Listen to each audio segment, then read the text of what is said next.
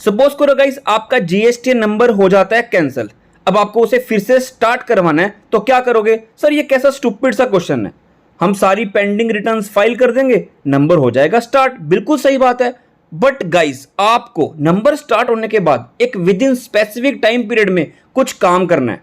अगर आपने वो नहीं किया तो आपके अगेंस्ट बेस्ट जजमेंट असेसमेंट भी हो सकती है जीएसटी में, आपका नंबर फिर से कैंसिल किया जा सकता है, आपकी ऑडिट की जा सकती है बाय टैक्स अथॉरिटीज। मैं जीएसटी ऑडिट की बात नहीं कर रहा हूं, 9C की बात नहीं कर रहा हूं, मैं बात कर रहा हूं सेक्शन 65 में जो ऑडिट करता है टैक्स अथॉरिटी। उस केस में वो टैक्स अथॉरिटी जब जीएसटी ऑडिट करते हैं तो आपसे फाइनेंशियल्स मांगते हैं, टीबी मांगते हैं, और ये सब मांगा जाता है GSTN wise, financial, TB, records, ledgers सब मांगे जाते हैं। और अगर आपने कोई इंफॉर्मेशन नहीं दी, लेट हो गया कुछ करने की, आपके ऊपर पेनल्टी भी लगाई जा सकती है 15% की। तो वीडियो काफी रेलेवेंट रहने वाली है। ये सर्कुलर आपको मेरे मिल जाएगा टेलीग्राम में, जाके डाउनलोड कर सकते हो, लिंक इज इन डिस्क्रिप्शन। आपसे रिक्वेस्ट इतनी है गाइस, प्लीज वीडियो को लाइक कर देना, बिकॉज आपका एक लाइक हमें काफी मोटिवेट करता है ऐसी वीडियोस अपडेट्स टाइमली शेयर करने में। So let's get started. Internal circular है, बेसिकली इसमें क्या बताया जा रहा है, जैसे आपको मैंने बताया जीएसटी अगर एक बार नंबर कैंसिल हो जाता है, इसको रिवोक करवाने के लिए, आपको फिर से स्टार्ट करवाने के लिए जीएसटी नंबर को आपको पेंडिंग रिटर्न्स फाइल करनी है। ये बात तो ठीक है, समझ में आती है। अब सपोज करो कोई नंबर आपका कैंसिल हो गया है विद इन किसी मंथ की मिड ऑफ डेट में, फॉर एग्जांपल 15 अक्टूबर को कैंसिल हो गया है, तो अब आप पेंडिंग रिटर्न्स कौन कौन सी फाइल करोगे? ठीक है, चलो आपने सितंबर तक पेंडिंग रिटर्न्स फाइल कर दी, अब रिवोक कर लिया, अब उस रिवोकेशन के बाद भी विद इन 30 डेज आपको जो बैलेंस रिटर्न रहती है ना, वो भी फाइल करनी पड़ती है। अगर आपने वो फाइल नहीं की तो आपके अगेंस्ट जो मैंने आपको पहले बताया वो सब एक्शन लिए जा सकते हैं। बट अभी हो क्या रहा था, ये सर्कुलर क्यों इशू किया?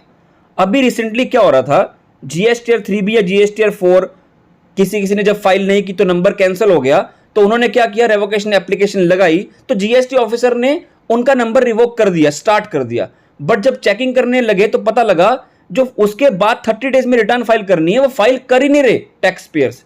During review of GSTR 3B followed by field officer, it is noticed that a few officers have approved revocation without getting returns filed नहीं हुई और इसलिए रिवोक भी कर दिया। ये गलत बात है ना, पेमेंट हुई है। तो हम एग्जांपल में चलते हैं, आपके लिए क्या एक्शन पॉइंट है। अब ये लिखे हैं कि आपको रेवोकेशन के लिए क्या क्या काम करना पड़ता है, बट ऑफिसर रेवोकेशन से पहले क्या कर सकता है, आपके प्लेस ऑफ बिजनेस में विजिट कर सकता है। Visit to the place of business before revocation on receipt of application for revocation of cancellation of registration, कि मेरा नंबर फिर से चालू कर दो। Proper officer shall pay a visit to the place of business of the tax payer in order to ensure कि tax payer genuine है। This will ensure that the revocation is not done in the case of non existent public non genuine tax payer. कहीं ऐसा तो नहीं है कि कोई exist ही नहीं करता, सिर्फ नंबर एक फेक लिया हुआ किसी के नाम पर, सिर्फ पास ऑन किया जा रहा है आईटीसी या कुछ भी। तो इसलिए चेक किया जाएगा, विजिट किया जाएगा प्लेस ऑफ बिजनेस को कि हाँ पर्सन जेन्युइन है, उसके बाद आपका नंबर रिवोक किया जाएगा, चालू किया जाएगा। अब एग्जांपल देख लेते हैं। पहला केस, प्रोस्पेक्टिव कैंसलेशन। इसका मतलब समझते हैं, प्रोस्पेक्टिव कैंसलेशन का मतलब फ्यूचर में। अब आपने जीएसटी 3B कब तक फाइल की थी? मई 21 तक। कैंसलेशन ऑर्डर कब का आया है? 31 दिसंबर 2021। फाइल कब तक किया है? मई 21 तक। कैंसलेशन ऑर्डर की डेट क्या है? 31 दिसंबर तक। इफेक्टिव डेट को देखना है आपने, इफेक्टिव डेट क्या कैंसलेशन की, वो भी 31 दिसंबर है। अब आपको रेवोकेशन एप्लीकेशन फाइल करने से पहले कितनी रिटर्न फाइल करनी पड़ेगी? मई के बाद जून, जुलाई, अगस्त, सितंबर, अक्टूबर, नवंबर एंड दिसंबर, क्योंकि इफेक्टिव डेट ऑफ कैंसलेशन क्या है? दिसंबर 31 है। जब मंथ की लास्ट डेट है ना, 31 दिसंबर मंथ की लास्ट डेट है, तो वो भी मंथ इंक्लूड करना है। रेवोकेशन की एप्लीकेशन फाइल करने से पहले उस मंथ की रिटर्न फाइल करनी पड़ेगी। Returns to be filed before revocation जून से लेकर दिसंबर 21 तक फाइल करनी है। पेमेंट करोगे ऑल ड्यू पीरियड्स थी। अब एक और पॉइंट जो मिस किया जाता है, एक बार आपने रेवोकेशन एप्लीकेशन फाइल करने से पहले सारे मंथ की रिटर्न फाइल कर दी दिसंबर तक, अब आपको जैन जैन 22 से लेकर टिल डेट तक की रिटर्न भी फाइल करनी पड़ेगी, क्योंकि अभी तक आपकी वो भी पेंडिंग पड़ी है। आपका इफेक्टिव डेट ऑफ कैंसिलेशन था 31 दिसंबर, ये डेट थी। अब आपकी सारी एज ऑफ डेट अगर मैं बात करता हूं तो सारी रिटर्न पेंडिंग पड़ी है, जैन 22, फेब 22, तो ये भी आपको फाइल करनी पड़ेगी। Returns to be filed within 30 days of revocation. एक तो रेवोकेशन फाइल करने से पहले आपको सारी पेंडिंग रिटर्न फाइल करनी है, जोन सा मंथ की डेट होगी, अगर वो मंथ की लास्ट डेट है तो वो भी मंथ इंक्लूड करना है। रेवोकेशन एप्लीकेशन फाइल करने के बाद विद इन 30 डेज बाकी जो मंथ रह जाएंगे उसकी भी फाइल करनी पड़ेगी 30 दिन के अंदर। ये नहीं करोगे तो अब चेक किया जाएगा, नहीं फाइल की होगी तो आपका नंबर फिर से कैंसिलेशन या बेस्ट जजमेंट असेसमेंट या ऑडिट बाय टैक्स अथॉरिटी हो जाएगी।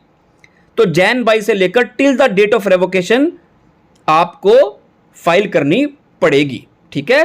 Returns to be filed before revocation ये आ गया, returns to be filed within 30 days of revocation Jan 22 till the date of revocation, सारी फाइल करनी पड़ेगी। अब सपोज करो आपकी वही एग्जांपल है, डेट ऑफ कैंसिलेशन क्या है ऑर्डर की 21 दिसंबर 2021, इफेक्टिव डेट क्या है कैंसिलेशन की 21 दिसंबर 2021। अब ये मंथ की लास्ट डेट तो नहीं है, अगर मंथ की लास्ट डेट होती तो इसको भी इंक्लूड करते और रेवोकेशन से पहले वो फाइल करते। तो अभी मंथ की लास्ट डेट नहीं है तो इसे इंक्लूड नहीं करेंगे। तो हम कौन कौन से मंथ की रिटर्न फाइल करेंगे? मई के बाद जून से लेकर नवंबर तक। जी हां, जून से लेकर नवंबर तक, दिसंबर इसमें इंक्लूड नहीं किया जाएगा क्योंकि वो मंथ की लास्ट डेट अगर होती तब इंक्लूड करते। तो अब जब एक बार रेवोकेशन एप्लीकेशन फाइल कर दी उसके बाद within 30 days returns to be filed within 30 days of revocation, मतलब दिसंबर से लेकर till the date of revocation आप सारी रिटर्न फाइल कर लोगे। अब बात करते हैं रेट्रोस्पेक्टिव कैंसिलेशन। बैक डेट से आपकी कैंसिलेशन इफेक्टिव कर दी है, मई तक आपने रिटर्न फाइल की है, कैंसिलेशन ऑर्डर कौन सी डेट है 31 दिसंबर, but effective date of cancellation क्या है? ध्यान से पढ़ो, कैंसिलेशन की इफेक्टिव डेट है 31 मई 2021। तो इस केस में अब आपने मई 21 तक तो रिटर्न फाइल की हुई है, डेट ऑफ कैंसिलेशन क्या है 31 मई, तो रेवोकेशन से एप्लीकेशन से पहले कोई आप फाइल कर नहीं पाओगे।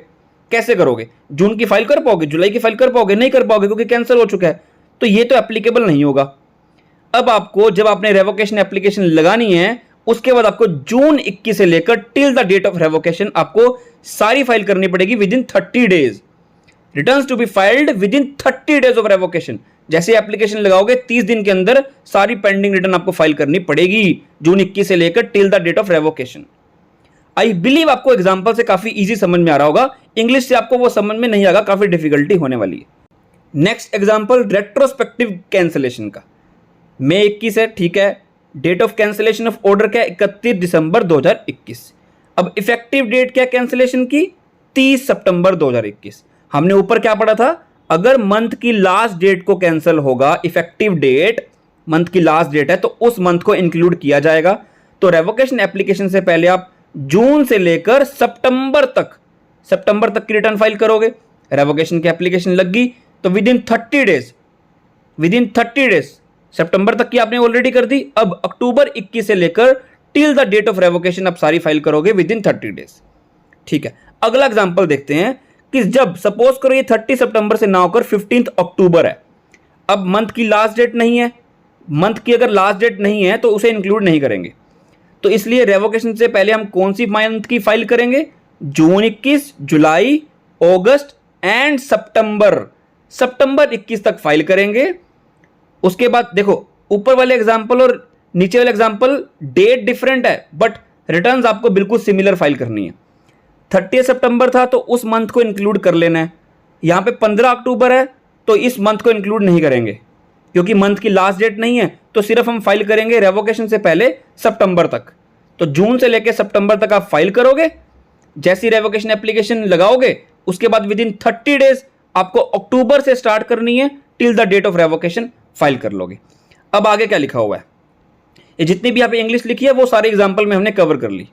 अब क्या लिखा है, इवन आफ्टर द रेवोकेशन, एक बार रेवोकेशन हो गया है, if a registered person fails to file return, जो हम इस कॉलम की बात कर रहे हैं ना कि अगर रजिस्टर्ड पर्सन का नंबर रिवोक हो जाता है और ये काम नहीं किया, तो ये क्या लिखा हुआ है, fails to file return the appropriate action under section 29, 75, section 62 best judgement assessment या ऑडिट अंडर सेक्शन 65 हो सकती है, तो काफी बड़ा पॉइंट आपके अगेंस्ट आ सकता है। सर्कुलर को आपको मेरे टेलीग्राम में मिल जाएगा, वहां से आप जाके एग्जांपल फिर से पढ़ सकते हो। वीडियो में कुछ भी चलेगा तो लाइक शेयर करना मत भूलना। Till then goodbye and thank you so much.